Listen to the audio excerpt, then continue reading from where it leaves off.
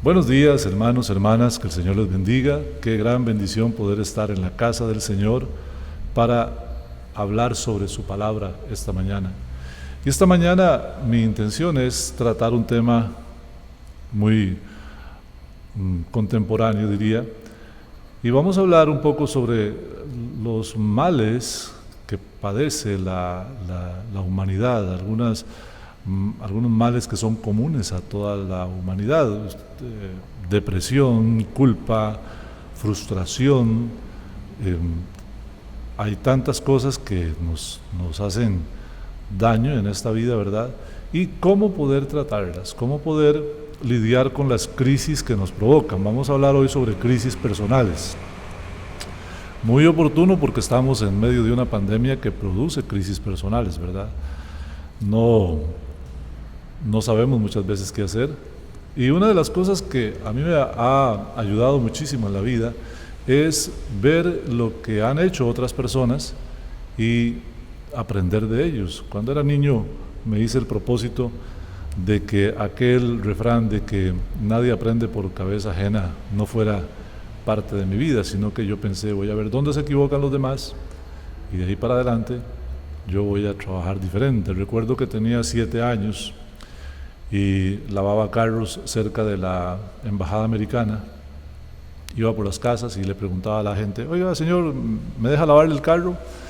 Y la mayoría me decía que no, y algunos me decían que sí, muy poquitos, pero algunos me decían que sí. Recuerdo que un día, allá por donde está la embajada americana, hay un parquecito. Yo tenía 7 años y yo me senté ahí, y creo que fue la inspiración del Espíritu Santo, porque yo ya era cristiano, y yo dije, bueno, yo nací pobre, pero no voy a morir pobre. Además, mis tíos, tenía 3 tíos, 2 tíos terribles. Ellos son personas que tienen malas costumbres, yo no voy a ser como ellos. Nunca voy a ser borracho, nunca voy a ser adúltero. Lo propuse en mi corazón viendo el ejemplo de los demás. No quiero ser drogadicto. Yo vivía en un lugar donde las drogas andaban por todo lado. Y sabe, hermano, hasta el día de hoy se ha cumplido. En mi corazón estaba ver lo que los demás hacían mal para no hacerlo yo, y ver lo que hacían bien y hacerlo. Hoy vamos a ver cómo algunos hombres de Dios, especialmente salmistas, hablaron de sus crisis, cómo manejaron sus crisis, y en sus oraciones, en sus frases, vamos a encontrar apoyo para manejar las nuestras. En primera vamos a hablar sobre la depresión.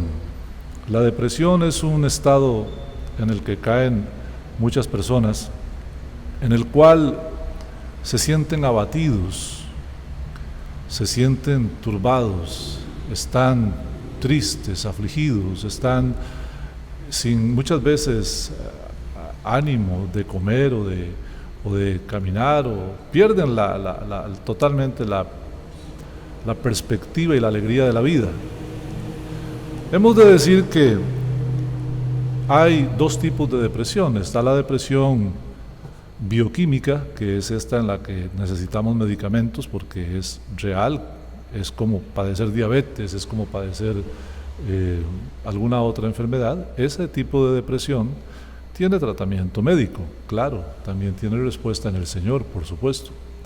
Y está la otra depresión, la que es por falta de ánimo, porque uno cae en eso de estar pensando en las cosas difíciles de la vida.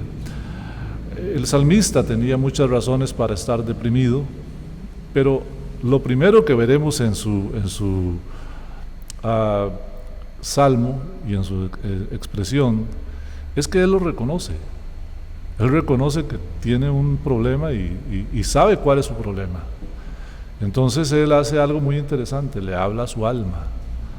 Yo no sé si usted alguna vez le ha hablado a su alma. Yo recuerdo que tenemos una familiar que estando enfermita y se sentía muy mal, entonces ella se tocaba a sí misma y te decía, tranquila, tranquila, vas a estar bien, todo va a pasar y nada malo va a pasar, todo va a estar bien. Lindísimo, ¿verdad? Algo así es lo que decía el salmista cuando se dio cuenta que estaba deprimido. Él pensó, estoy deprimido. voy a hablarle a mi alma. Una cosa bien linda, imagínate. Él se dio cuenta de dónde estaba y le habló a su alma. Quiero que me acompañe, usted abra su Biblia ahí en el Salmo 42:11 y vea lo que lo que el salmista escribe. Dice: ¿por qué te abates, oh alma mía? ¿Y por qué te turbas dentro de mí? Espera en Dios, porque aún he de alabarle, salvación mía y Dios mío.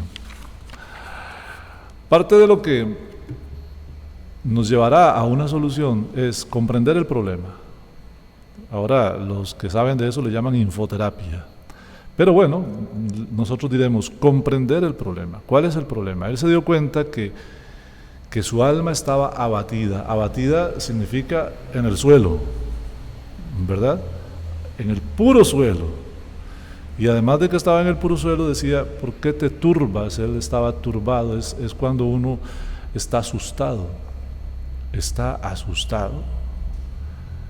Y entonces él mismo conoce la respuesta. Ahora, yo veo que esta frase nos enfoca un poquito en el pasado. Podríamos ver al rey David allá en Primera de Crónicas, allá por el capítulo 17. Él tiene una situación, va donde sus hermanos a dejarles algo de comida y se encuentra que hay un individuo de 3 metros y algo insultando a los israelitas, y él dice: ¿y qué? ¿Nadie le va a hacer nada? Y todos dicen: pero muchacho, él era un muchacho, ¿quién se le va a meter ese gigantón? Y él dice: bueno, yo no sé, pero yo creo en Dios y el Señor Jehová lo va a entregar en mi mano, déjenme para ir. Y fue donde Saúl y habló con Saúl, y Saúl le dio un montón de cosas, una espada, una armadura, y le dijo: vaya. Y cuando David probó a caminar, no podía ni caminar con semejante montón de tiliches. ¿Y sabe qué hizo David? Le dijo a Saúl: vea, yo voy a ir a pelear con él, pero voy a usar las armas que siempre uso. Cuando yo estoy allá en el campo y se aparece un león o un oso, yo agarro unas piedritas y con mi onda lo mato. No importa si es león o si es oso, yo lo mato. Eso le dijo él a Saúl. Agarró su ondita, 5 piedritas del arroyo, y fue hacia el gigante y lo mató en el nombre del Señor. ¿Sabe, hermano? Cuando él dice aquí: espera en Dios, es como un reflejo de aquello. Yo conozco cómo salir de esto. El rey le dio una armadura, pero él decía: no, es que no es esa la forma en la que yo peleo. La forma en la que yo peleo es: Dios los pone en mi mano con una sola piedra. Algo así está diciendo aquí: espera en Dios. Cuando hay depresión, cuando hay turbación, cuando hay abatimiento, la respuesta es Dios. Puede que en esta pandemia usted se sienta muy solo, ¿sabe? Nos ha tocado muy duro a los que somos gente de contacto. Abrazar, besar, tocar, ya no es parte del diario vivir en este momento. Será, en el futuro será. Yo creo que el Señor hará que volvamos a la normalidad, y yo estoy seguro que no será muy largo. En el peor de los casos, pienso que en un año volveré a darte un abrazo. Pero a veces la soledad de tener que estar en una burbuja social, encerrado en su casa, no salir, no ir al trabajo, hace que la gente se sienta deprimida. Tal vez ha perdido algo de plata, ha perdido el trabajo, y se encuentra ahí en el suelo y asustado. ¿Cuál es la respuesta? Espera en Dios. Me gusta que él vea hacia el futuro. Él dice: espera en Dios, alma mía. Recuerde que él no le está hablando a usted, le está hablando a su alma. Lo que yo le propongo a usted esta mañana es que usted le hable a su alma y le diga a su alma: espera en Dios. Ponga el nombre suyo. Yo diré: Oldemar espera en Dios. y ve hacia el futuro, dice, porque aún he de alabarle. O sea, no he terminado. Él está diciendo, no estoy acabado, yo me voy a levantar de aquí y voy a alabarle porque Él es mi Dios. Remedio para la depresión es esperar en Dios. Y por supuesto la oración. Santiago dice en capítulo 5, versos 13 y 14, que si usted está afligido, haga oración. Esa es la solución, hermano. Comunión con Dios es la clave para salir de la depresión. Como dije, de este tipo de depresión que es causada por las circunstancias. La que es bioquímica, vaya al doctor y que le dé una recetica, porque también el Señor le dio sabiduría a los médicos. Veamos un poco más acerca de estos males que hay en la humanidad que a veces nos atacan a nosotros. Otro de ellos es el temor. Temor. ¿Qué es el temor? El temor es la sensación inminente de peligro que me asusta. Nos asusta a veces el futuro, nos asusta a veces las circunstancias. Este es diferente a la depresión, porque en la depresión uno se cae y está ahí, ¿verdad? Más bien uno está asustado, aprensivo, atento, sus alertas están encendidas, pero el miedo hace que le palpite el corazón y que se sienta desamparado. Quiero ir otra vez a la palabra, invitarte a que leas conmigo el Salmo 56, verso 2. Está hablando con Dios. De lo que oran las personas uno puede aprender mucho. En el día que temo, yo en ti confío. Otra vez vemos aquí que el salmista tiene conciencia de lo que le está pasando. La gente a veces niega lo que le está pasando. Anoche, conversando con mi esposa, yo en un momento dado le dije, me siento triste, tengo ganas de llorar. No tengo ningún problema en decirlo. Si me siento triste, yo puedo decir que me siento triste. No estoy pecando contra Dios. Jesús dijo, Padre, si es posible, pasa de mí esta copa. Quizá uno de los primeros pasos para poder tener una solución en nuestra vida es reconocer la realidad. Y Él dice, en el día que temo, yo en ti confío. Hay un día que usted siente temor, y otro día sentirá temor, y algún otro día sentirá temor. La pregunta es, ¿usted reconoce su debilidad, su fragilidad, y puede decir, ok, sé que en algunos momentos yo siento temor, pero ya tengo un plan? Qué bonito tener un plan. ¿Cuál es el plan? En el día que temo, Señor, yo en ti confío. Les habla alguien que ha pasado por muchos aros en la vida, desde el peligro de quedar ciego hasta el peligro de morir. Y en todos los días, en Dios confío. Aquí, hermanos, vemos una persona que tiene clara su condición, pero también tiene claro cuál es el plan que funciona. Y efectivamente, hermano, confiar en Dios es lo que funciona. Del salmista David podemos decir muchas cosas y aprender mucho. Es uno de los personajes que más me gusta de la Biblia. David tuvo un problemita ahí de faldas, más bien sería como de túnicas por el tiempo en el que él vivía. Y este muchacho se puso a ver por encima, ahí por la terraza, por encima del murito que tenía, y vio una señora muy interesante bañándose, y la trajo y pecó. Y fue terrible porque la señora quedó encinta, y después de que quedó encinta la señora, él mandó a traer al marido para que y dijeran que era del marido y no de David. Pero de ahí el marido era más justo que David y no fue a la casa ese día, se quedó en la noche ahí cuidando la puerta del rey, imagínense, cuidando la puerta de quien lo había mancillado. Y como no pudo hacer eso, entonces lo mandó allá al campo de batalla, en la primera fila, a que lo mataran, y lo mataron. ¿Ve la mala intención de un corazón humano? Y él estaba tan tranquilo, más bien mandó a llamar a la señora y se casó con ella y estaba muy tranquilo, hasta que un profeta de Dios le dijo: oiga, David, usted pecó contra Dios, y eso no, usted se está haciendo el ruso.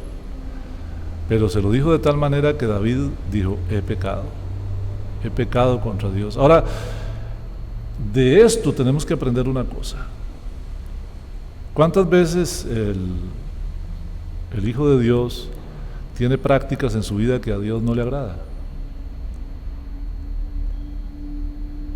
Hermanos, prácticas que son totalmente reprochables. Y son una práctica, se ha convertido en una práctica. Y el Hijo de Dios lo hace una vez y otra vez y está despreocupado del asunto hasta que Dios le habla. Esta mañana el Señor te está hablando y te está diciendo: mira, las cosas que haces que no me gustan, no es que ya me gustan, no, todavía no me gustan. Y yo te diría, con el amor de pastor, rectifica, porque Dios al hijo que ama lo castiga, lo disciplina para ponerlo en cintura. David entonces se da cuenta y David escribe el Salmo 51, el famosísimo Salmo 51, que es precioso.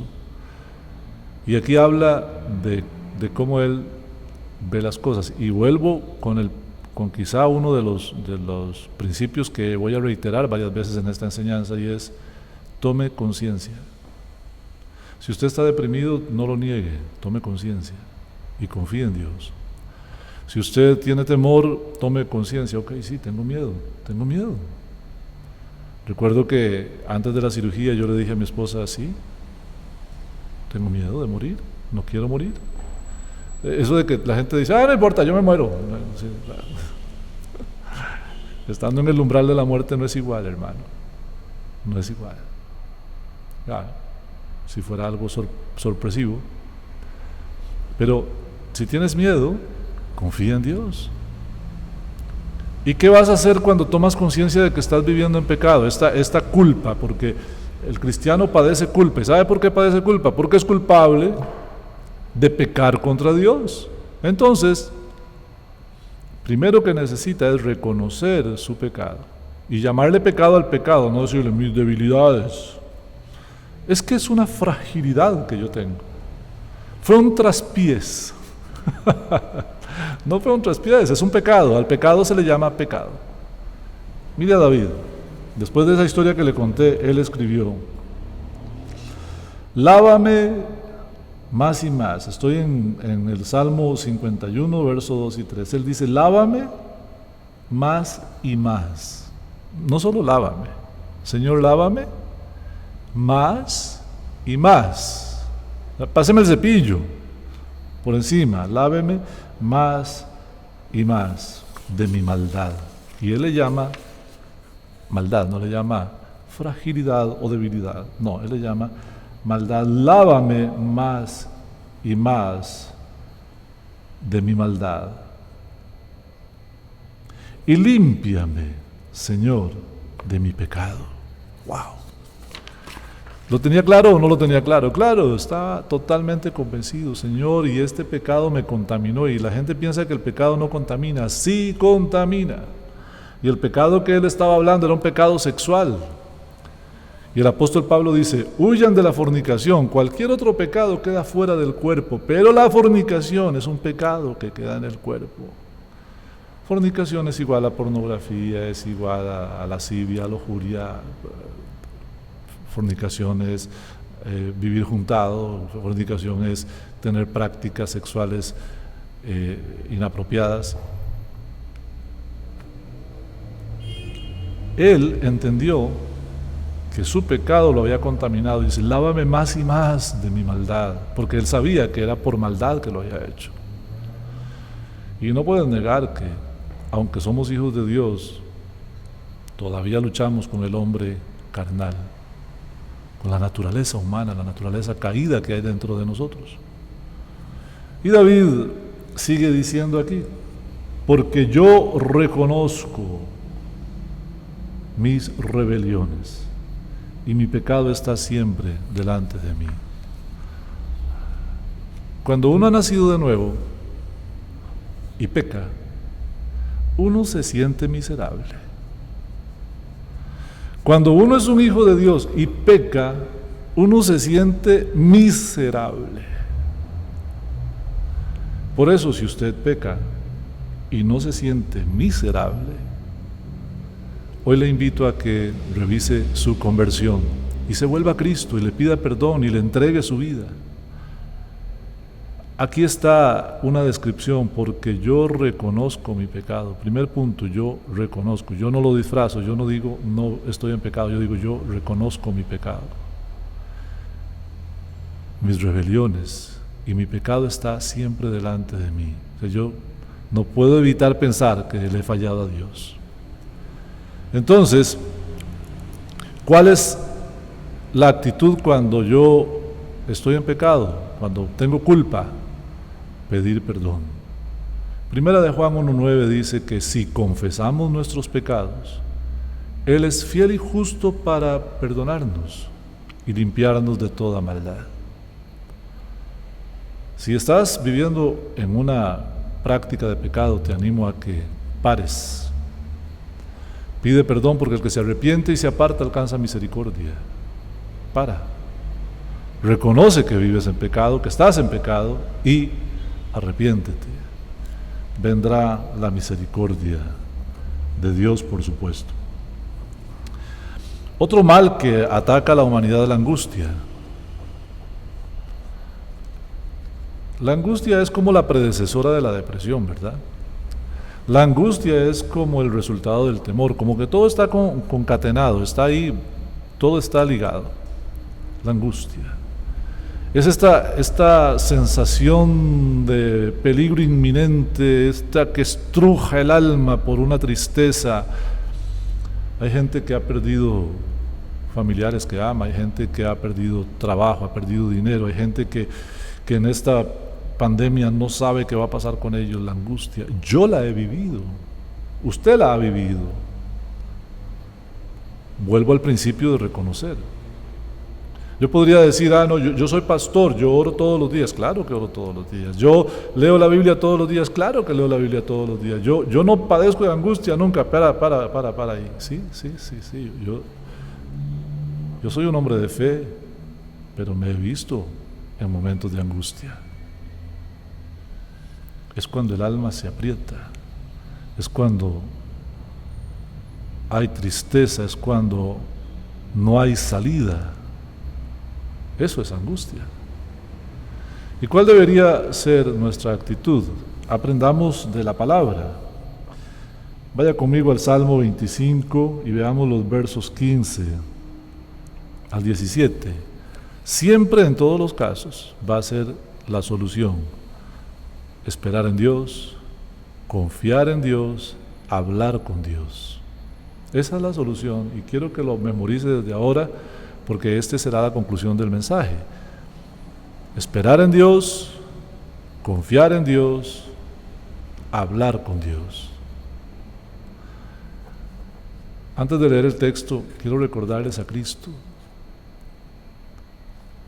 Él estaba angustiado, mi alma está afligida hasta la muerte, se escribió de aquel momento. En los Salmos está un pasaje mesiánico que dice eso. Él estaba en Getsemaní, estaba esperando que pasaran las horas para que lo llevaran a azotar, a flagelar, a incrustar de espinas y finalmente a crucificar y morir. Cuando usted sabe que todo eso le va a pasar, ¿cómo está usted? Angustiado. ¿Y qué fue lo que hizo Cristo en ese momento? Fue a Getsemaní a orar. A orar. Hermano, yo le recomiendo, cuando esté angustiado, no llame a Pepe o a Josefina. Métase a su cuarto y clame a Dios. Cuando esté angustiado, no se ponga a ver YouTube ni Facebook. Apague el celular y métase a hablar con Dios. Cuando esté angustiado, no se ponga a comer. ¿Sabe que la gente cuando está angustiada hace las cosas más terribles y más irracionales? Un hombre allá en Estados Unidos,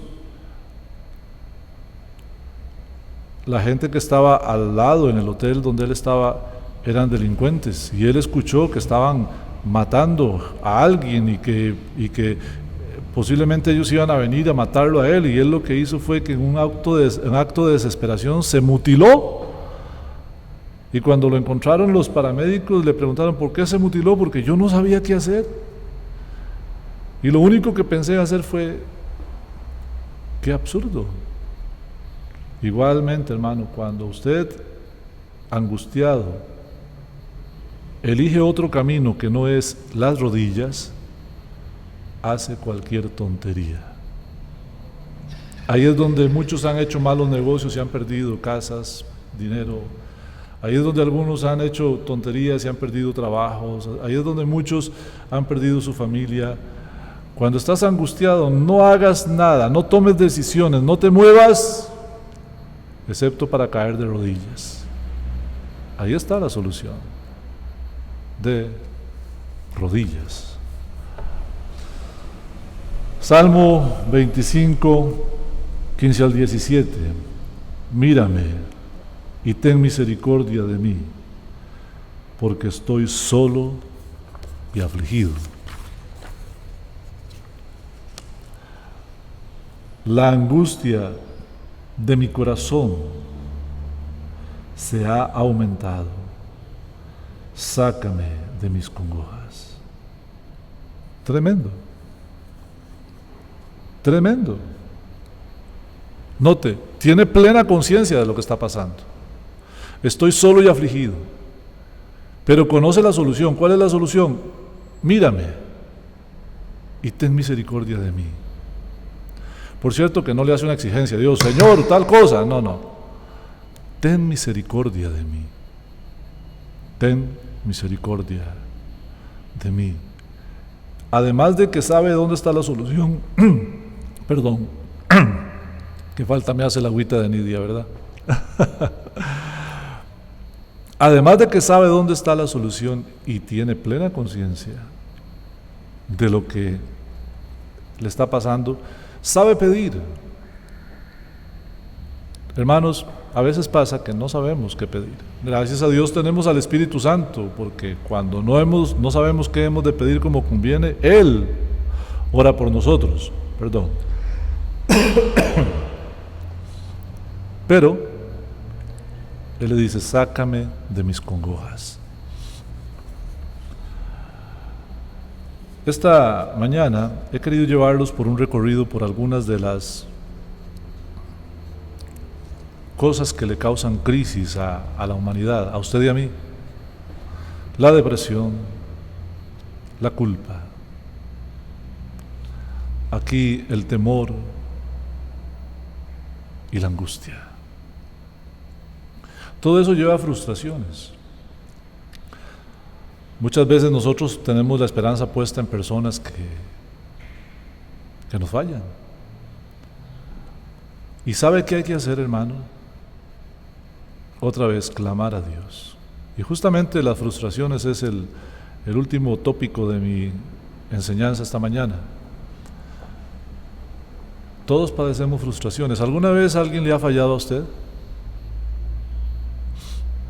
¿Alguna vez usted puso su corazón en una amistad, en una relación, en un matrimonio, hasta en un hijo, en una hija, en un amigo, y le falló? Le tengo noticias, eso nos pasa a todos y nos volverá a pasar, nos volverá a pasar. Qué lindo sería que donde nosotros invertimos el corazón, la respuesta fuera igual, permanente.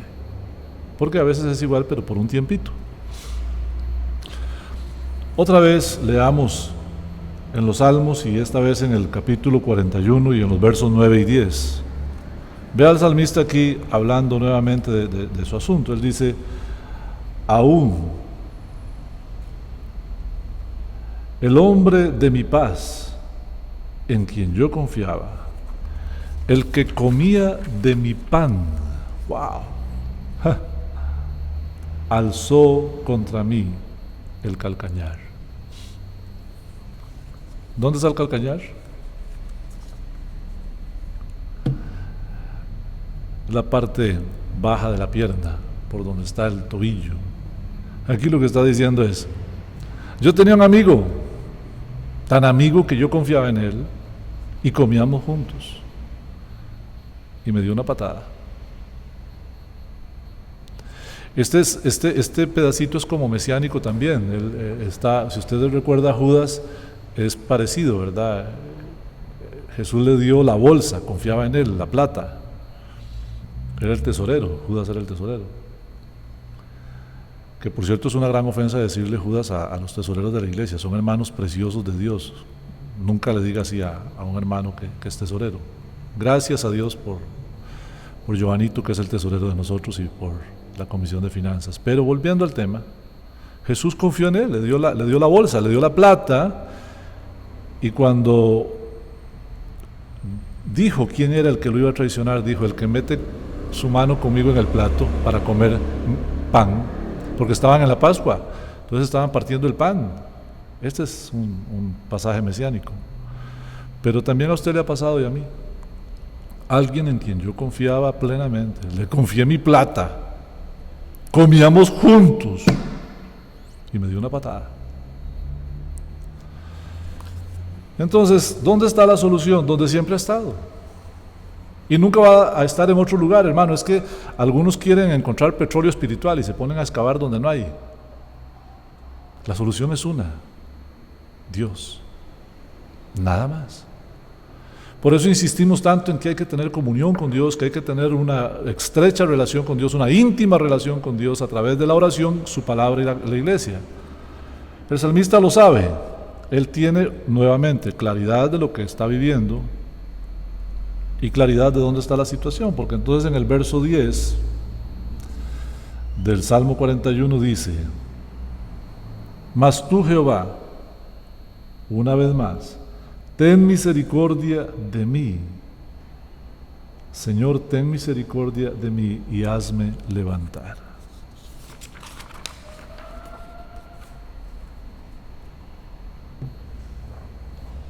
Cuando vemos hombres orando, podemos aprender de ellos.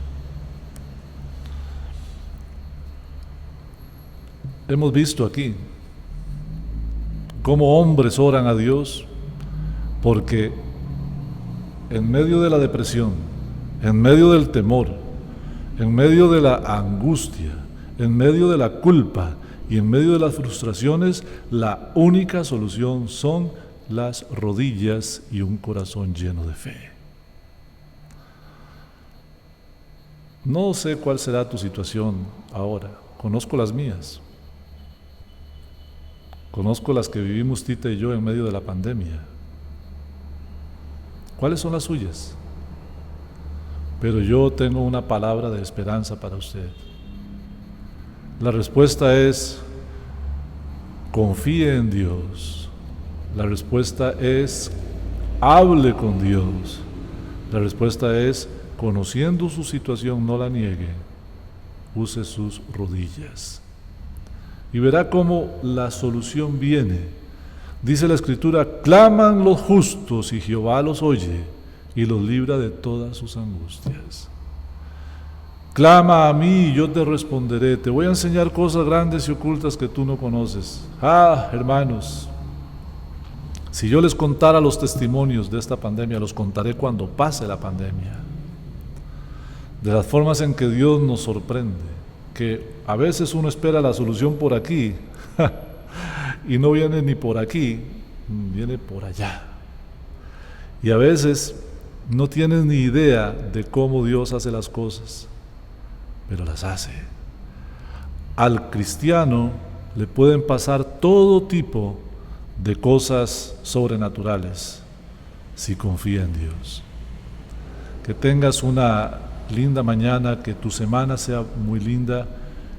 Ora, lee tu Biblia y conéctate con nosotros, está en el chat, vea los devocionales, tenga intimidad con Dios, concéntrese en lo que vale la pena, y usted verá cómo pasamos esta pandemia en victoria, y al otro lado podremos contar los testimonios y su vida será mejor. Que Dios te bendiga, que el Señor te prospere mucho.